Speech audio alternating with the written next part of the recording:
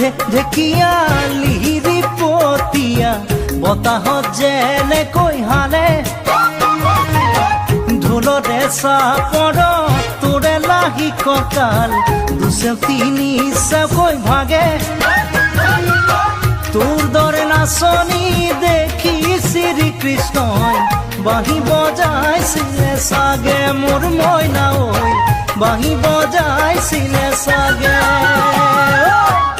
পৰ্বতৰ ঢেকিয়া লিহিৰি পতিয়া